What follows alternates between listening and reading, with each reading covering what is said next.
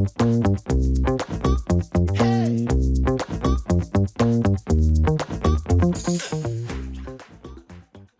and gentlemen, welcome to episode 11. We had an unbelievable guest. We'll get into that. I also had, you'll appreciate, I had a very difficult time getting onto the podcast tonight because I was in West Virginia. And I meant to record this from Old White. We got rained out down at the Greenbrier. And so I'm driving down I-64 and I was able to be a part of all of it. I heard everything, but I oftentimes didn't have enough internet to pipe in with questions. But we had a great guest. Before we talk about who our guest was, I want to make a public announcement, public apology to all of our listeners, because for so long now, since the beginning of this podcast, I constantly refer to Rob Ellsworth as a liberal Democrat. And, I'll be honest, and it's just because I'm a Republican strategist and consultant, it just comes out of my mouth. When I say the word Democrat, I say liberal. But one of the reasons I want to make this apology now is because of who our guest was tonight. He was not a liberal Democrat, and Rob worked for him and became a Democrat. And Rob truly isn't a liberal Democrat. I'd say he's much more moderate than a lot of folks in that party. So, Rob, I want to apologize to all of our guests. You're not a liberal Democrat. You're a moderate Democrat. How about that? Is that fair? I accept your apology, and I completely apologize for calling you a Trump jock sniffer. Yes, in this episode, Rob does call me a Trump jock sniffer. So that was a new one. But Rob, tell us about our guest tonight that we had. It was out of line, but in the heat of the argument, I felt it necessary to go low. Matt, I think you owe the people of West Virginia an apology for going to an Ohio company and Bob Evans with trying to get your Wi-Fi instead of going to Tudor's Biscuit World or even a Cracker Barrel. Corey, it's 8. Well, at the time it was 6 o'clock at night. Tudor's Biscuit World is not open at 6 o'clock at night. It's a breakfast place. Number 2, I tried to start at Starbucks. The Starbucks had HVAC issues and was closed except for the drive-through. I get all settled in at Bob Evans. It was working just fine, and then it just wouldn't work. It just wouldn't connect.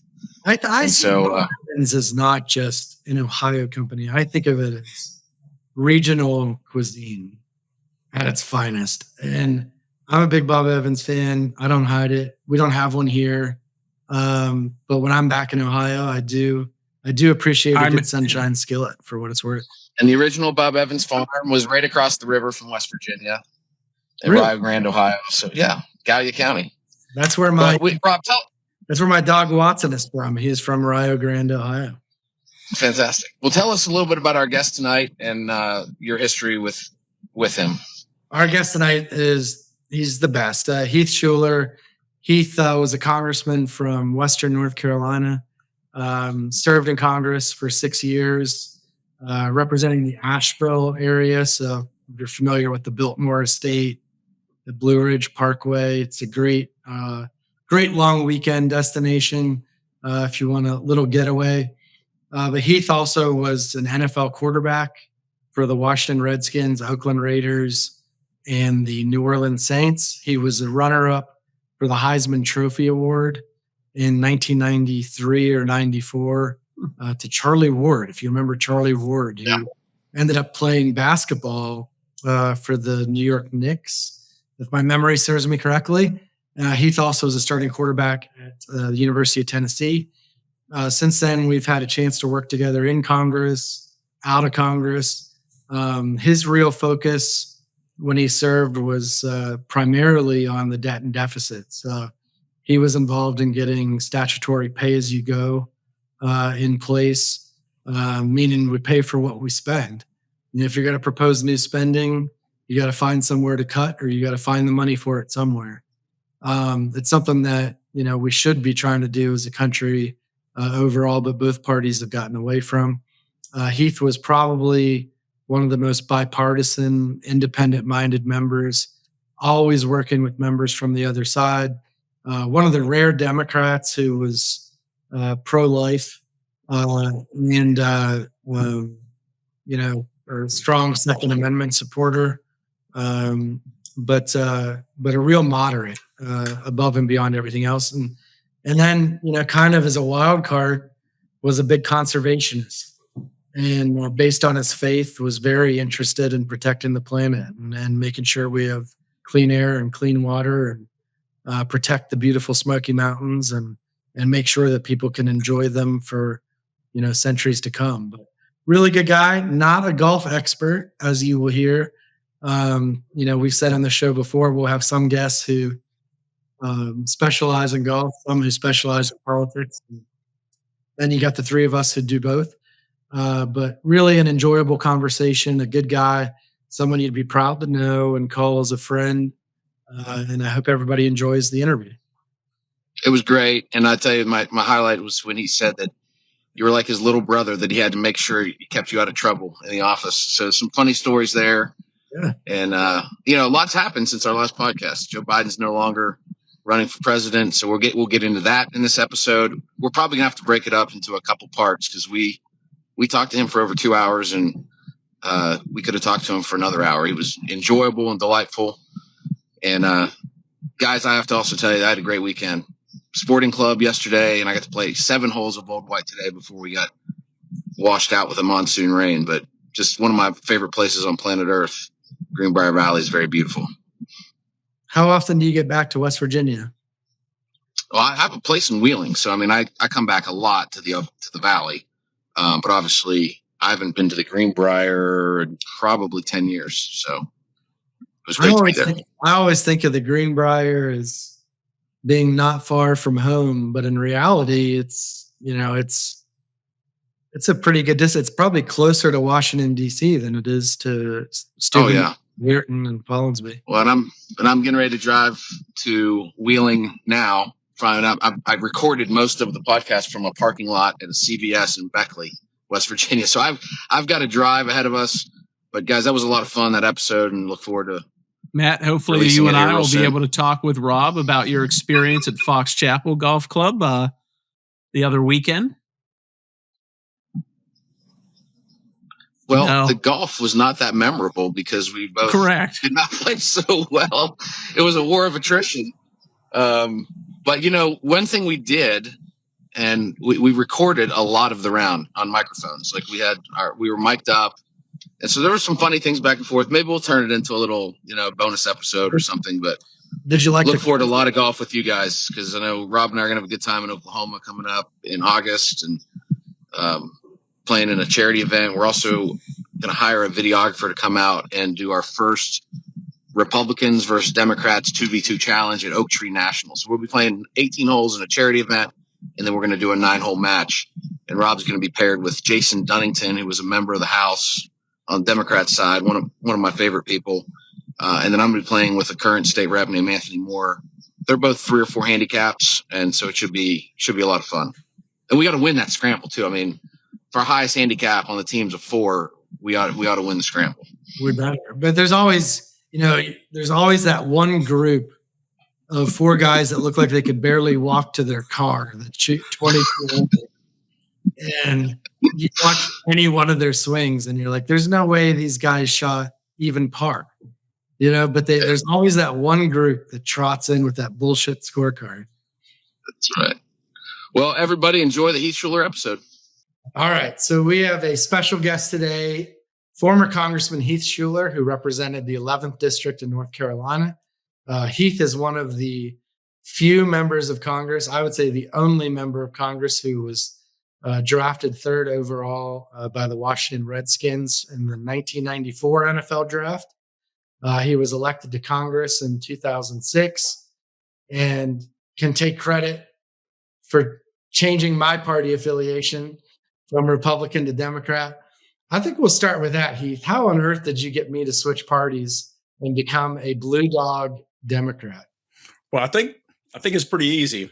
When we were sitting there in the admin, listen to the chairman of the admin going through all the questions, and members of Congress newly elected were raising their hand and they're asking all these questions. And you could only imagine what some of the questions that were asked. But every time, to a fault, the chairman would look over and say, "Rob, what's the answer?" And I looked over at a guy that had ran my campaign, Hayden Rogers. I looked at him and I goes, "We're going to hire that guy." He goes, "He's a part of the He's a Republican. I said, I don't care where he's from. He knows more than everyone in this entire room. And if we're going to get ahead in this Congress, we got to have him on our side. And he goes, why do you think he would actually do it? I said, most importantly, we're in the majority and he wants to win. And so I guess, therefore, that's the reason why the majority group stood, and you've always been in the majority. So, hey, that's how it happened. I was the lucky one. You said yes. The minority is for losers. Yeah. Well, it's the best decision I ever made, hands down, in my 20 years. It's hard to say 20 years now. But in my 20 years in Washington, my favorite 2 years was your first term in the U.S. House. So tell our audience, I mean, some of our audience are only in this for the golf and others are more into politics, but how do you go from playing in the NFL to getting elected to Congress? Were you recruited? Was it like getting recruited to play at Tennessee? How do you decide to run for office? Why'd you do it? How'd you do it? You know, it was so my wife and I had moved from Tennessee back to her hometown in North Carolina. And we had been in the development business, and we had sold a piece of property. We'd had a farm and developed all around it, sold our house. And so we decided to move to her hometown. And so we were doing some helping raise money for my high school. It was a New Century Scholar program to be able to raise money for those kids to go to college.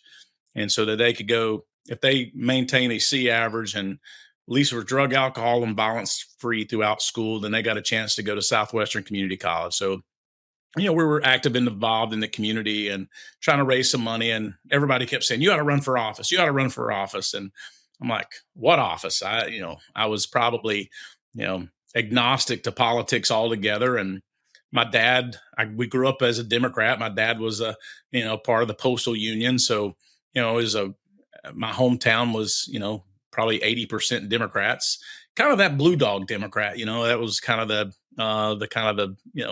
they look, all of them went to church and, was active, involved in the community and had strong faith, strong business sense. And so, one thing led to another, and people started talking about me wanting to run. And I had some of the local county elected officials in Buncombe County, which is Asheville, the largest community, the largest town in the district. And people started talking, and I get a call from this guy named Rahm Emanuel. I'm like, who is Rahm Emanuel? I'm trying to figure out who this guy is, and pulled him up, talked to him a couple of different occasions. And, he kept saying, we're going to get you. You're going to say, yes, we want you to run against Charles Taylor. I'm like, this guy has been in office for 16 years. I mean, he's a cardinal on the Appropriations Committee. He always brings home the bacon. He brought a lot of money back to the western part of North Carolina. So it was truly just like being recruited in college. I mean, it was like college days all over again. I started having members call me, and then, it'd always be a staffer call up and say, please hold the congressman or please hold the senator, would like to have a conversation with you. And so it was call after call after call, and it was kind of getting old. And I was on my way back from my hometown, and I'll never forget to the day. I can tell you exactly where I was. I'm driving in the mountains, and I get a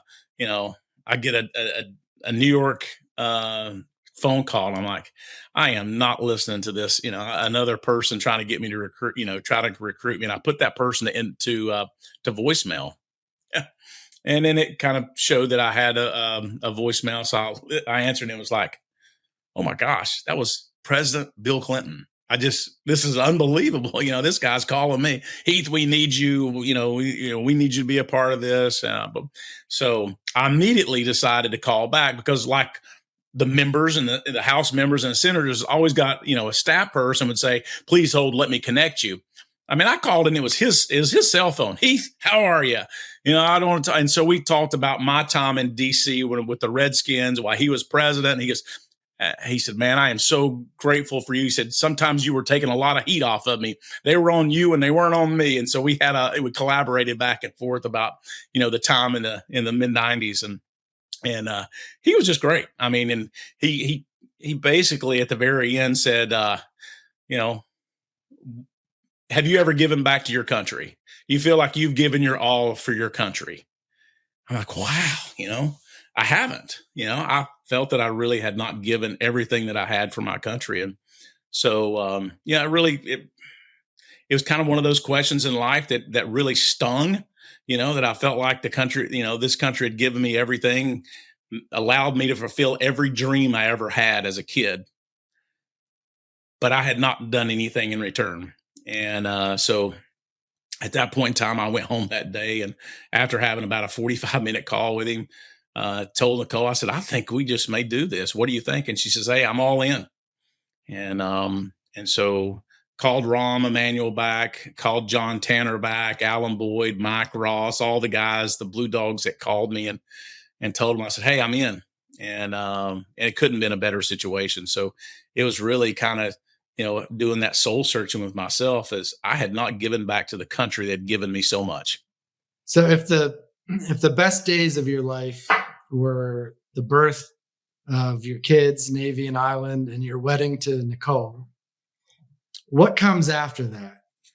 Getting drafted in the NFL, being sworn in as a congressman, or your last day as a congressman?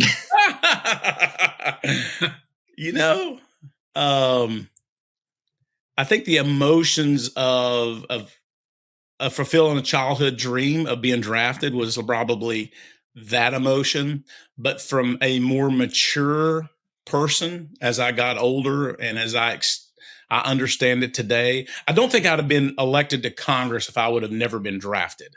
I honestly believe that. I think name ID, being out in the spotlight, provided an opportunity from a business perspective to be able to put me where I was financially, to be able to really kind of, take on that role and that position in Congress. But the most important job, outside of my family, was without a doubt being a member of Congress. So we'll get back to your first days in office, but I want to talk a little bit about what it takes to get to the NFL. And I mean, you're obviously were born with certain gifts that most people don't have. You 6'4", 220 pounds, you're fast, you got the arm, but there are a lot of people that have those. What did you sacrifice? What did you have to give up? And at what point did you decide, I want to be a professional quarterback? You walk us through that. So as a young child, I told my parents when I was in the fifth grade that I was going to play in the NFL. And we had a class, like every health class, you kind of, set goals, ambitions in life. And so part of the project is to identify what your main goal in life would want to be, what you wanted to be when you grow up. Right. But underneath that, there was top 10, right? In order to accomplish your ultimate goal, you had to have 10 goals, to help accomplish it. So part of it was to go home, talk to your parents, kind of engage your parents to let them know what you wanted to do and how you were able to accomplish that. So there was 10 items, and, as a fifth grader, they were maybe not the most, the best other 10 goals, but, it was like being, drug free, focus, being, my parents was, hey, you got to do really well in school. So all those other tangibles I had to be able to meet. And, like one of them was like win the state championship, won 3 of them, in football. So it was kind of all these goals that you wanted to be able to accomplish, go to college, be a starting quarterback in college. So all of those goals, I went through them and literally was able to check off every one of them. And so that was kind of I think it was when no one was watching, I was working, right? I didn't have to have an audience. I didn't have to have someone tell me that I needed to go work out. I didn't have someone to tell me that I had to eat right. I didn't have no one to tell me when I need to go throw the football. I would go throw for hours and hours and hours to the goalpost, right? I'd set up a situation. It didn't make a difference if no one was around. I think that's what separated me from a lot of those quarterbacks, both in high school and in college. And then gave me an opportunity to play in the league. And, I kind of always refer back to the other thing.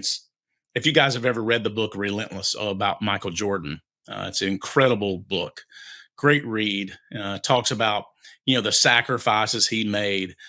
I would definitely say to put myself in a situation to make it to the pros, I did all those things as sacrifice.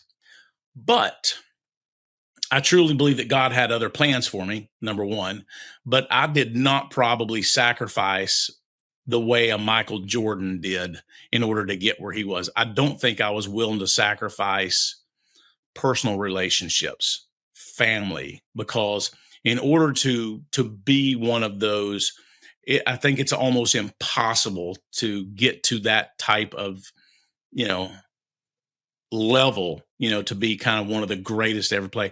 Yeah, I think at some point in time, I must have just decided that, I was not satisfied, but, enjoyed and I worked hard. I don't think anybody outworked me, but I just don't believe that I had probably the fullest 100% focus that I probably should have had in that next level. Well, I think that's what hurt Corey and I in our quest for the PGA Tour. I drank in high school. Half of my diet was the Wendy's 99-cent menu. I don't know if you've ever had that, but yeah. But you paid your dues, you put in your time. And so the other thing that when you were in high school, I think you played multiple sports. And one of the things that Coach Lou Holtz brought up on our last episode was that he liked seeing student athletes who played multiple sports and excelled at multiple sports, and thought that some of these guys that only focus on one thing are missing out. And he said that when he was recruiting athletes to Notre Dame and he'd walk in their living room, the first thing he wanted to see was how they treated their parents and their family. Yeah. And can you tell us a little bit about the recruitment process and what schools came to your living room and why you chose Tennessee? Well, actually, Lou Holtz was one of them. So Lou Holtz came down. We had, he spent some time at my house. I went there on an official visit to Notre Dame. Rick Meyer was my host. I went to University of Florida, obviously Tennessee and Alabama. And it was some really great schools, some incredible coaches. And, that recruiting process was, I don't know, I can't remember. When I was in high school, there was a high school recruiting. It was not completely similar, but there was a lot of similarities where it was like at the final days before I made the decision, I would turn the corner at the school and there'd be a college coach there. They literally it was nonstop brutal, trying to do everything they possibly could to get me to go to school there. I'll never forget. I really never felt that Notre Dame was a fit. Went there. I wasn't much on cold weather games, and it was kind of cold there when I went. So I just never felt that was kind of the place I wanted to play. I went to Florida, which was great. But logistically, it was just too far for my family to travel. My dad was a mailman growing up, so it wasn't like he could afford to take off on a Friday. And my brother was a sophomore in high school when I was a junior, so he had 2 more years to go while I was in college. So they didn't want to miss his games or have to miss my games. So it really came down. Ironically enough, North Carolina's in the western part of the states, not too far from Alabama, about 5.5 hours. So from Tuscaloosa. So, we felt that was probably about as far as we, want to go. So I went to Alabama for a recruiting visit and really enjoyed it. Woody McCorvey was incredible. Gene Stallings was the head coach, just a great person, and almost committed to him. And I felt like I came back and said, I loved it. I may just commit to Alabama. And both my parents says, well, what, you committed to go to Tennessee's, official visit, and you owe it to them, and you owe it to David Cutcliffe, who was recruiting you. And so I did. I said, great. And, it was a great thing that you have that supporting cast with your family, because that was the right call. Because once I got on campus and was able to meet the coaching staff, the full extent of the coaching staff, and the people and the recruits that were already committed to Tennessee, I knew it was without a doubt the place for me. So during your college career, obviously you had your sights set on the NFL. Walk us through the NFL draft process, and how do you prepare for that? Where did you want to end up? Did you know that you were runner-up for the Heisman Trophy winner? Did you know you were going to likely end up at Washington? Or yeah, it was kind of odd, because I left after my junior year, and if NIL would have been around, I would have never left college. Partly because at that point in time, I couldn't afford, or I didn't want to ask my parents to put a second mortgage on their home to be able to buy a Lloyd's of London, insurance policy for me to be able to, protect the investment, if you will. And I think at that point in time, it was like $20,000 or $15,000 per million. And, felt like, those are, non-taxable dollars if you're awarded those. So we felt like, $2 million is probably, policy was the right way, but my parents couldn't afford it. I mean, we just couldn't. You couldn't afford that kind of exposure to getting having career-ending injuries or something. And so, my brother was going to be probably a starting wide receiver the next year. Is only a great opportunity to play with him. My last completion in college was to him. So he and I are so close still this day. Just every day I talk to him, and so that was important. At that time, my girlfriend, now obviously my wife, Nicole, was in college with me. So I really had every reason. I felt like we were ready to win the national championship, but just couldn't afford to be able to stay. And so once we decided, in the best interest of, the future was to turn pro, we kind of went all in. And I guess the greatest decision I ever made in that whole entire process was getting Tom Condon as my agent. He was at IMG at that time. He's with Creative Artists today. Absolutely. Matter of fact, Rob, you probably remember Tommy, his son, come and did an internship with us in Washington. It's just, that was probably the best decision I made is kind of teaming up with him. He couldn't have been better. Walked me through everything. Just an incredible integrity, character, and everything you could ever ask for. And so we made the tours. Did the workouts. Went to the combine. Didn't do anything real at the combine except I think the weigh-in and the height, and didn't run. But came back at Tennessee. Kind of did our own private deal. Everybody showed up. Had a great day. I was disappointed in my 40. I'd already done the shuttle, and I was sub 4 in the shuttle, and so I had a really good there. I did a really good vertical, and decided to I think we did 110 throws that day. And so I wanted to run the 40, and I wanted to run a sub 4.5. I read a mid 4.5 in the 40. So that was the only kind of the downside. But, after a long day and a lot of emotion and things had gone well, still a lot to be happy about. And, we knew that, we had Cincinnati and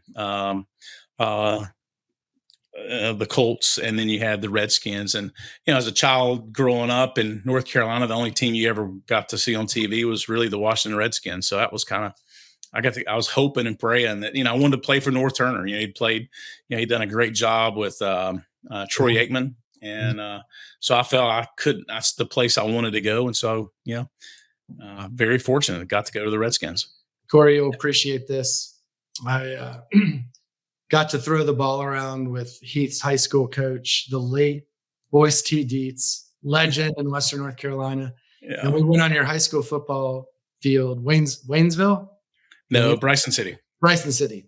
Your house was in Waynesville. So yes, we went to Bryson City, and I had told Coach Dietz that I'd played a little quarterback growing up. So we're throwing it around. And later in the day, I hear Heath on the phone with him, and he said, well, how's Rob throw the ball? And Coach Dietz said, well, he's got a tight spiral. He's accurate within 20 yards, but he has the arm strength of an 8th grader. And we went to Heath's house, and we went to church in the morning, I think at Biltmore Baptist Church. Yeah. We came back to the house, and we decided we wanted to, throw some routes with Heath in his front yard. And I was there with my buddy Devin, who and I'm trying to catch the ball out in front of me, call it in. He throws it so freaking hard. The next morning, my fingers were bending back like this. I had black and blue marks on my chest. Even the balls I caught, I felt like a child. It is just the next level of arm strength that it's the equivalent of us hitting a driver next to Rory McIlroy. You can't even catch it. And I think you were putting a little extra stink on it. Of course, you had to, you wanted to throw. Yeah. And the great, Rob always kind of downplays what an incredible athlete he is, right? Oh, no. So I had I maybe had a little extra, umph into the ball when I was throwing it. I could barely catch it. So Rob, you ended up like Vince Vaughn in Wedding Crashers then after the football game. Yeah. I mean, yeah, it was, but instead of crab cakes in football in Western North Carolina, it's tater tot casserole. In football, we had just had some tater tot casserole, which you got. I want to know about draft night and whether you were at the draft or were you at home with your family, because you were obviously the first quarterback taken. I think there was only you and Trent Dilfer. First round. Yeah. So I felt like it was important. They had just started kind of the New York thing. And I think it kind of goes back to, what I talked about with President Clinton, kind of giving back to your community. So I wanted to go back home to my hometown, and all of my high school coaches and all of my college coaches were there. And it could not have been a better celebration. Obviously, as you do that, there's some things you'd certainly like to do better, but we had a big, big cookout. We catered it all. There was people that were not invited that actually showed up, and at that point in time, you didn't care. And there's several hundred people there, and we had it outside. The weather was great. Couldn't have been a better day. And so the great thing is I was able to share it with my family and friends.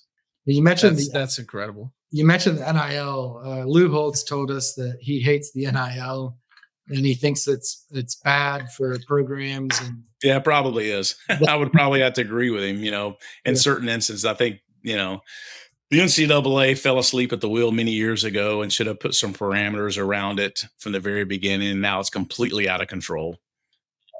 I helped Senator Manchin actually write their legislation and worked with his staff, and I ended up conducting 67 interviews with coaches, players, all sports, all across all divisions, both men and women's sports, the Olympic sports, and it was just pretty evident that obviously the players and the student athletes really, wanted it, and they deserve a lot of it. But, at this point in time, if they don't fix the problem, then it's going to get really out of hand, which it already has. And that's unfortunate. But, as long as the rules are there, play by them and win, right? I mean, you got to be able to go all in. So if NIL exists and contribute as much as you can, I'm like, we're trying to get as many people to contribute to Tennessee, as we possibly can to be able to try to get them to, get the best players possible. But the unfortunate thing is they're paying players to play. The real purpose of it was for their name, image, and likeness. I mean, it's crazy to me. You have backup and third string quarterbacks at major universities making more money than these guys in the NFL. That backup quarterbacks in the NFL, or even maybe Brock Purdy. Yeah. I mean, Brock. Look at Brock compared to he's definitely better than probably 80% of the Power 5 quarterbacks, or 95% of them probably, and he's getting paid less than all of them. The other problem I see with it is that when you're 21, 22 years old, you might look like a giant. Yeah. You're still a kid. That's right. You're technically an adult and you need mentorship. Absolutely. There's got to be a difference between the type of mentorship you got from Philip Fulmer and then when you got in the NFL with Norv Turner. I mean, those guys are running a business. They don't have time to ask you about how's your mom doing? How's your girlfriend doing?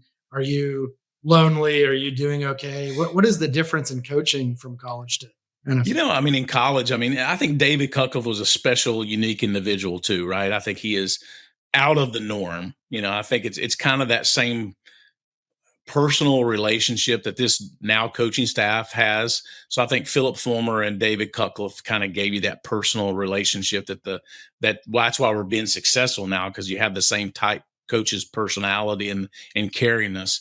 Yeah, the NFL had nothing to do with them, but it just was not at the top of the list to see how's your emotions today, or how you feeling? Are you homesick? Or do you miss your girlfriend, or any of that kind of stuff? It literally was all X's and O's, and it truly 100% was a business. And although I knew that it was a business, I don't know if I was 100% prepared for what type of business it truly was. I couldn't understand why people were booing me, and they were Redskins fans. I never crossed my mind, and I'd never played a play, because they thought I was holding out. But when in reality, Charlie Casserly just, didn't get his end of the job done fast enough because, Trey Johnson was before me, right after me in the draft. And, he missed the first 3 or 4 days of training camp too, because, I tell the story. I took the envelope from Tom Condon, had my contract in it, laid it on his desk and said, "Hey, I want to get this done before training camp."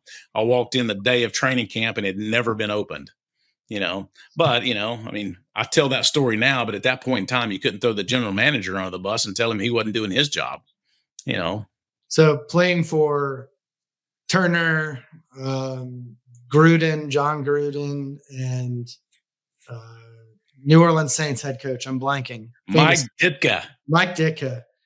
Okay. Of those 3 coaches, who would you want coaching your son and why?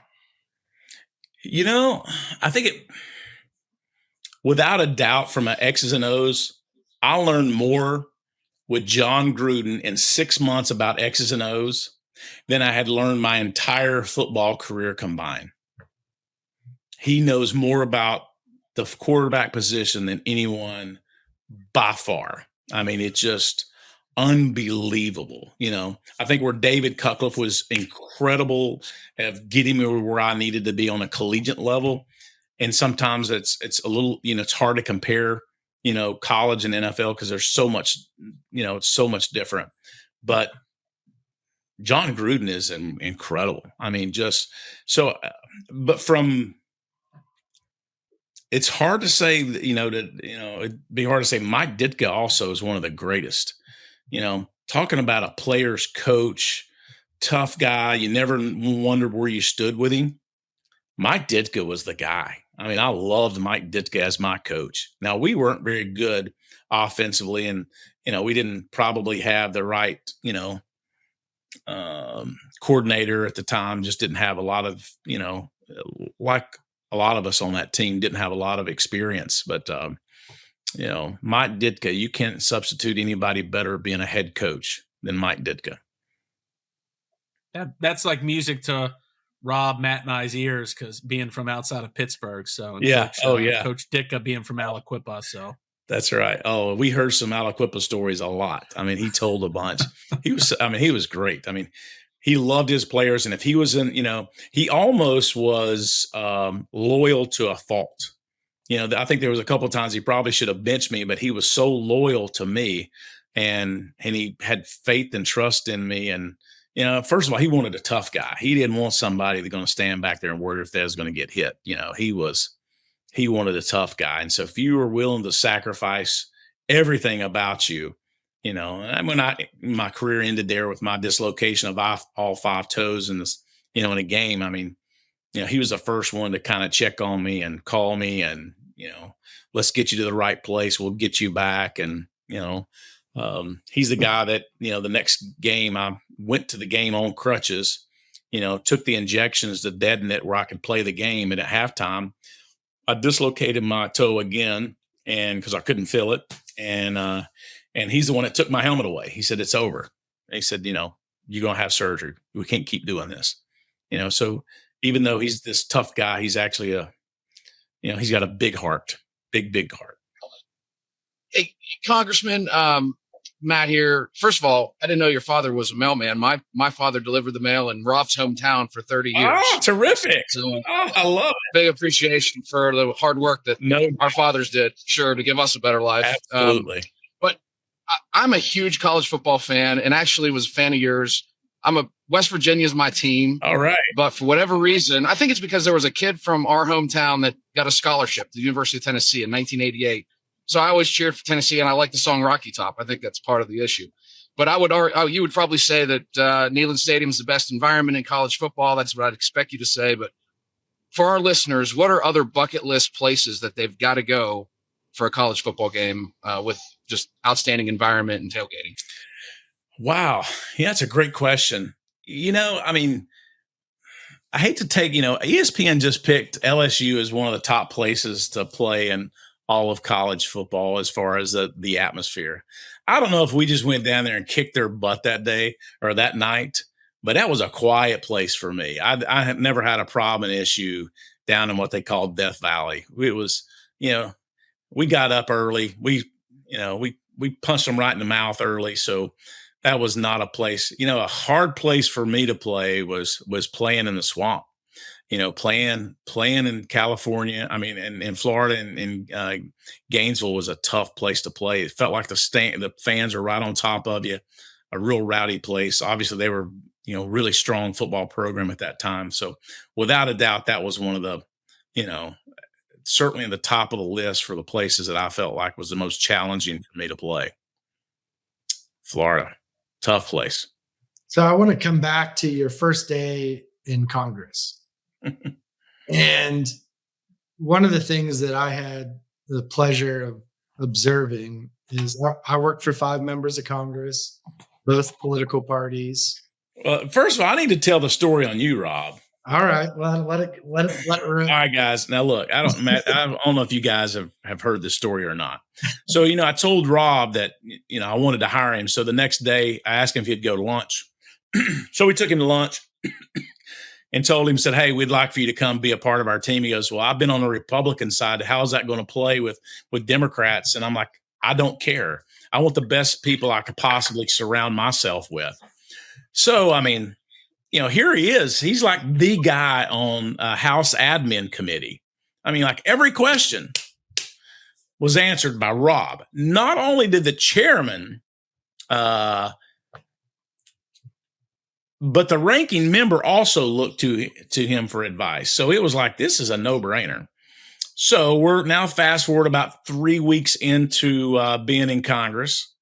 And all of a sudden one day, it's probably like 2:00 in the afternoon. And I see Rob grab his, book bag and put it around his arm and starts to walk out. I said, hey, where are you going?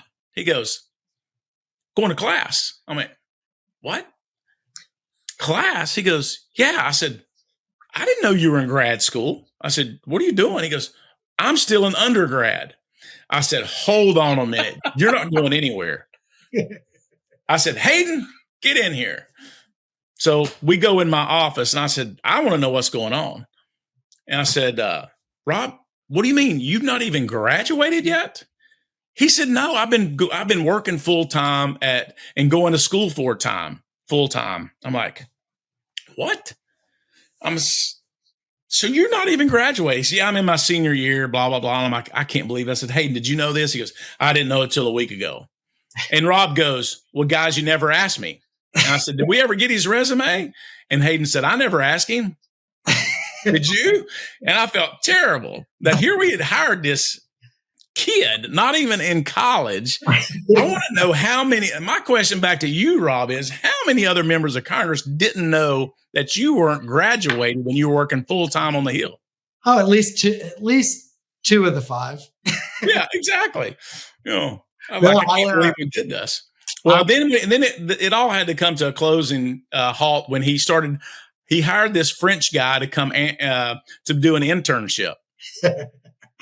And I called the office one day. I don't know why I called the office, but it was a French guy answers the phone. I mean, we're in Western North Carolina, right? A French guy don't need to be answering the phone in my congressional office. So I'm like, Rob, the French guy, he said, that's the only person we got right now that's able to answer the phone. I said, first of all, why did we not hire somebody from our district? Why do we have a French guy? He goes, well, I've got one last class to take, and it's an advanced French class. And this dude's like really, really good, and he's helping me get through college. I'm like, are you kidding me? I mean, so that's what I had to deal with Rob the whole time. It was like, I always look at, he's definitely my, like my kid brother. I mean, love Rob to death. I mean, he is a kid brother to me, but it was just like a younger brother the whole time. I won't say babysitting, but it was like I was constantly having to keep an eye on my little brother to make sure he was doing the right thing, to see, because he was running the show. He knew more about it than we did, Well, that French intern ended up becoming a problem because he was writing my papers way too good. and the professor who would ask me questions in class and realize how little I knew compared to the rest of the class, she started to be like, this paper looks a little too advanced. And so I had to tell the intern, I was like, you got to dumb this shit down a little bit for me. That is so true. And I had to write a letter to the professor or university or something. It's like, he said, would you mind writing a letter? I said, yeah, sure. And Rob goes like, well, here it is. He already had it written out. All I had to do was sign it. The best was, so this French professor who was just a nightmare. I mean, absolutely awful person. And she hated me. And she didn't like all of my other professors in economics and government. They loved the fact that I was working on Capitol Hill and in Congress and, doing real things. And they totally supported, I'd show up to class in suits. I would, use vacation days to take finals. They loved it. They ate it up. But this French professor didn't get it, hated it. And she told the dean, and I had straight A's in every other class, by the way. French was my Achilles heel. She told the dean that, this young man's in violation of Georgetown's school policy where you couldn't work more than 20 hours a week outside of class. And I was working 40, 45 hours a week. Oh, more than that. So the dean calls me in. And before I went in to meet with the dean, I looked into it, as a good lobbyist would do. I looked into it and I found out that her husband was the chief counsel in the House Natural Resources Committee, of which Heath was a member. And so I go and I talked to him in advance and I said, look, you got to get your wife to calm down. She is going to just lay into me. This is a nightmare. I'm like, this is my last class. All I got to do is pass. Just. So I go in to sit down with the dean and she gives me this look and says, did you lobby my husband before coming here? And I said, yes, I did. And she started laughing and she said, look, I love what you're doing. You're a good student. This professor doesn't get it. Just try to like go to class, try to turn your stuff in on time. And I think her final straw was I turned in a letter from you to the professor because we had a field hearing. Yes, that's right. In Asheville. And she blew a gasket over it. But long story short, I passed it. I still know my French animals. I can navigate my way around Paris. I can order off a menu, and that's about it. But luckily, thanks to Heath and our French intern, I have a Georgetown degree today. Sorry I had to go there, but I had to tell the story because No, it's beautiful. And the weird thing is, I was 22 when you hired me, and I'm now older than you were as a congressman. That doesn't seem right. Well, you were 36, I think, when you were sworn in. Yeah. And I just turned 40 last week. So time flies. It does. But Rob is the only 22-year-old or 20-year-old or however old you were, 22, that actually, when the first year, Rob had 2 car seats in the back of his vehicle almost the entire time. Navy and Island. Yeah, their car seats were in the back of his vehicle. Yep. And I would have friends be like, you have kids? And I was like, no, I do not. Well, kind of I do, but I don't. They still call him Uncle Rob. Now they're older than you are. Navy is older than you are when you started in the office. Navy's now quarterback at Tennessee, and Highland is a cheerleader at Tennessee. Yeah. And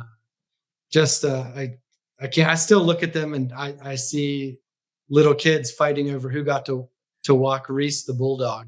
Yeah, that's right. Loved Reese. But the thing that I was just most impressed with, out of all 5 members of Congress I work for, and they're all good in different ways, nobody picked up the art of being a congressman. Nobody picked up the game faster than you did. And look, there are some members of Congress who might be a wizard on one issue, and they spend their whole life working on one issue and they never get anything done. And you managed to come in on a whole host of issues, brand new, and you just figured out how to work the system. What advice would you give to a freshman congressman today on how to navigate Capitol Hill and be effective for your district?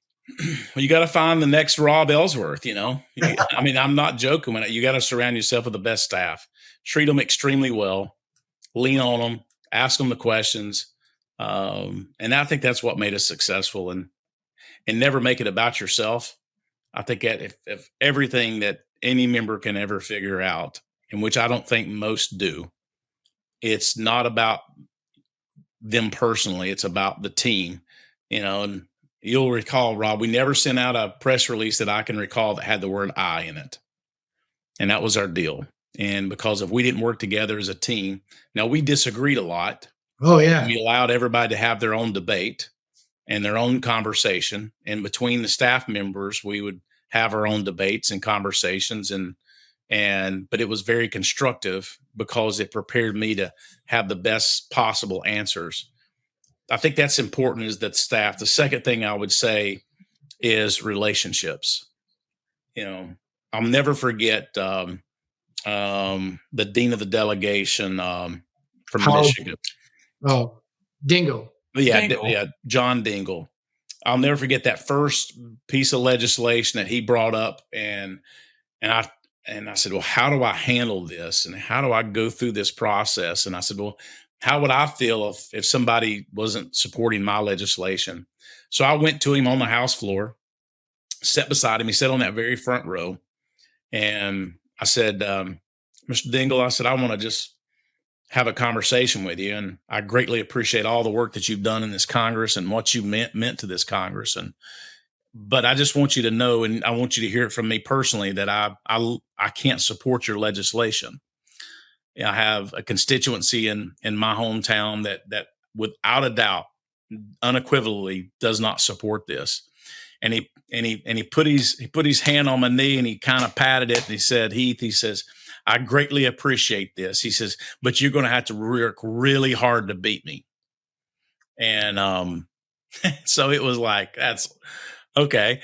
And so that was kind of a challenge. But I was up front with him, had the conversation, and I worked harder than I've ever worked on anything, and we took him down, And so after it was over with, I'll never forget, I was sitting beside Mike Ross, and he goes, uh-oh, he's coming to see you. And his bill had just gone down. We destroyed it.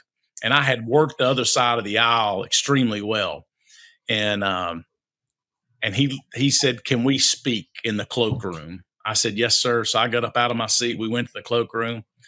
And as soon as we walked in the cloakroom, and he kind of spins around, he was on his cane still, and he put his arm out. He goes, I want to congratulate you. He said, you outworked me. And he said, you deserve to win because you outworked me. And that in itself created a relationship and a friendship for the rest of my whole entire days there, that I knew I could count on. If I needed something from John Dingell, I could get it. And it was because I went to him ahead of time, and I told him how I felt, how I did or didn't support. And I just made a covenant from that point on, that if there was a piece of legislation that was, one person's, kind of their, not the committees, but they're one person's, that I would go to them and just let them know that I couldn't be with them or support them. And it's worked out. So having those relationships really, really helps. So relationships, maybe number one or number two, but I think in most cases it's got to be the person, your staff one relationships too. I'd like to understand, Congressman, what your greatest legislative accomplishment was, if you had one, like that stood out from other ones. I think what was kind of amazing, and this goes back to Rob, we actually put forth some immigration policy that in some cases people, they thought it was a little too, it was not good policy, but ironically enough, the Congressional Hispanic Caucus actually was in favor of the policy. The only thing it didn't do, but it was talk about a pathway to citizenship. But what it did do is it kind of, without building a wall, without doing all these things that these politicians talk about today, it probably was the single best piece of legislation that actually got to the root of the issue, and it allowed people to come into the United States, to know who they are, know where they work, go through the process, but actually gave them some opportunities to be able to become U.S. citizens. That missing link was what we actually worked with, and we had it. I mean, Rob, you'll remember we had that policy done, and we almost got it across the finish line. I remember it was Zach Wamp, um, Steny Hoyer. There was a really Jeff Flake. There was a great group that we all got together, and we really felt like we was going to use the SAVE Act, if you will, as the backbone behind what we did, and created some really good policy. But it really came down. We got the support of the U.S. Chamber of Commerce, and so we had some really, really strong support. But it really came down to really politically at that point in time. The Democrats are the one that kind of balked at the very, very end. They did not want President Bush to have a win. And it was also 2008, and the Obama campaign and the McCain campaigns didn't want to talk about immigration. That's right. And so, Heath stood on the Capitol steps with 50 Republicans and 50 Democrats on an immigration agreement. You couldn't imagine that today. I mean, I would say probably as the leader of the Blue Dogs, passing statutory mandatory PAYGO for sure, and a lot of good things for the district. I mean, when you look back at the immigration agreement and you see 50 Republicans and 50 Democrats, I remember you telling us every time you were about to introduce a piece of legislation, who's our Republican co-sponsor? Go reach out and try to find some Republicans and make this bipartisan. That's something that does not happen today. And when you talk about, you're being nice about staff, and staff are important, but when you would take something down to the floor and come back with 60 signatures, it's because they trusted you, and because they liked you, and because they knew it was going to be something that wouldn't hurt them. How do we get back to that? Can you talk a little bit about your best personal relationships with Republicans? I think ironically enough, so many of my personal relationships actually started where I lived. And, there was a lot of Democrats that took heat about the C Street house, right? The family. I mean, there's books. All of that is without 100% a lie. All those are false accusations. I can tell you this, having those relationships that I had in that house, where I had dinner every Tuesday night, was the single best thing that ever happened. And they were some far right guys, don't get me wrong. But to be able to have I know it sounds crazy, but, from a Zach Wamp to a Jim DeMint, to be able to, I remember the Tea Party was coming after him in my district, one of the last term I ever ran, and Jim DeMint called him up and told him to, hey, quieten down. I want Heath back in Congress. It's one of those type things that, and here's a Republican guy that tells the Tea Party not to go after me because he respected the things that I did.